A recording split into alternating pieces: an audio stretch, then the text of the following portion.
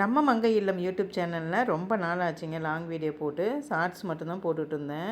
சரி, இன்றைக்கி உருளைக்கிழங்கு வறுவல் நல்லா காரசாரமாக செஞ்சுருந்தேன். அதையே வீடியோவாக எடுத்து லாங் வீடியோவாக அப்லோடு பண்ணிடலான்னு சொல்லிட்டு தான் அப்லோட் பண்ணியிருக்கேன். இப்போ உருளைக்கிழங்கு வறுவல் பண்ணுறதுக்கு மேலே இருக்கிற தோலெல்லாம் சீவிட்டு கட் பண்ணி எடுத்துக்கலாம் தேவையான அளவுக்கு. இந்த வறுவல் பார்த்திங்கன்னா வெள்ளை சாதத்தில் வச்சு சாப்பிட்றதுக்கும் நல்லாயிருக்கும். அதுக்கப்புறம் வெரைட்டி ரைஸுக்குமே சூப்பராக இருக்குங்க. இப்போ உருளைக்கிழங்க கட் பண்ணி எடுத்துகிட்டு தண்ணி நல்லா ஒரு பாத்திரத்தில் கொதிக்க வச்சுட்டு கட் பண்ண உருளைக்கிழங்க போட்டுட்டு கொஞ்சமாக உப்பு போட்டு உருளைக்கிழங்கு பாதி வேகிற அளவுக்கு வேக வச்சுக்கலாம். அதுக்குள்ளே ஒரு மசாலா ஒன்று ரெடி பண்ணிடலாம். இப்போ வானலில் கொஞ்சமாக எண்ணெய் ஊற்றிட்டு அதில் கொத்தமல்லி, மிளகு, ஜீரகம், சோம்பு, ஒரு துண்டு பட்டை லைட்டாக கலர் மாற வரைக்கும் வறுத்துட்டு அதுலேயே ஒரே ஒரு ஸ்பூன் தேங்காய் துருவலையும் சேர்த்து வறுத்து எடுத்துகிட்டு ரெண்டையும் சேர்த்து மிக்சியில் நல்லா நைஸாக அரைச்சி எடுத்துக்கலாம்.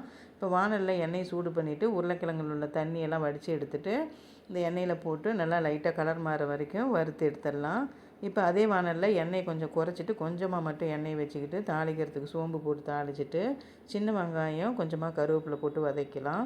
சின்ன வெங்காயம் போட்டு இந்த வறுவல் செய்யும் போது டேஸ்ட்டு நல்லாயிருக்கும். லைட்டாக கலர் மாற வரைக்கும் வதக்கிட்டு அதுக்கப்புறம் காரத்துக்கு தகுந்த மாதிரி தனி மிளகாய் தூள், மஞ்சள் தூள், கொஞ்சமாக உப்பு போட்டுக்கலாம். ஏற்கனவே உருளைக்கிழங்குல உப்பு போட்டு வேக வச்சுருக்கிறதுனால இந்த மசாலாவுக்கு தகுந்த மாதிரி உப்பு போட்டுட்டு நம்ம அரைச்சி வச்சுருக்கிற மசாலாவையும் சேர்த்து நல்லா எண்ணெய் பிரிஞ்சு வர அளவுக்கு நல்லா வதக்கி விட்டுக்கலாம். இந்த அளவுக்கு நல்லா எண்ணெய் பிரிஞ்சு வரும்போது நம்ம வறுத்து வச்சுருக்கிற உருளைக்கிழங்கையும் சேர்த்து நல்லா கலந்து விட்டுக்கலாம்.